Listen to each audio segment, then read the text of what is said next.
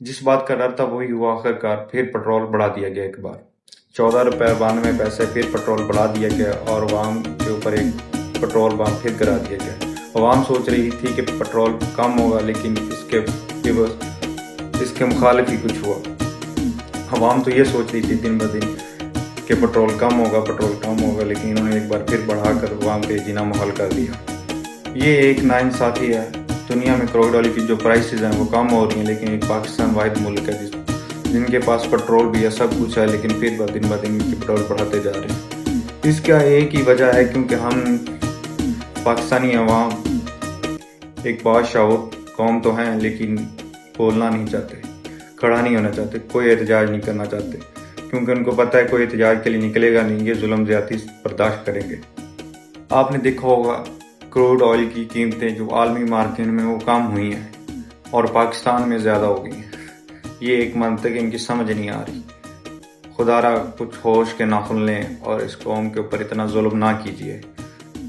اے قوم، اے پاکستانیوں، اے میرے پیارے پاکستانیوں، خود ہی اٹھ جاؤ، جاگو، کچھ کرو۔ اتنی قیمتیں تو کسی غریب ملک میں نہیں بڑھائے گی، جو گانڈا، کینیا، یہ سب سے غریب ملک ہیں، لیکن انہوں نے نہیں بڑھائی۔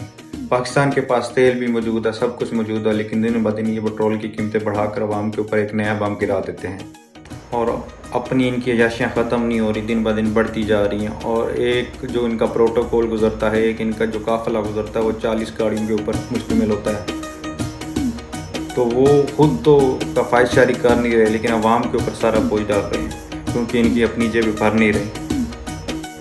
یہ ایک پاکستان قوم کے لیے ایک واحد یہ حکومت ہے جو دجال سے بھی بری ہے۔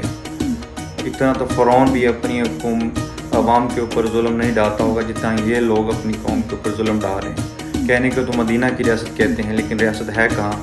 یہ سراسر ناانصافی اور ظلم کی انتہا ہے اس قوم کے اوپر۔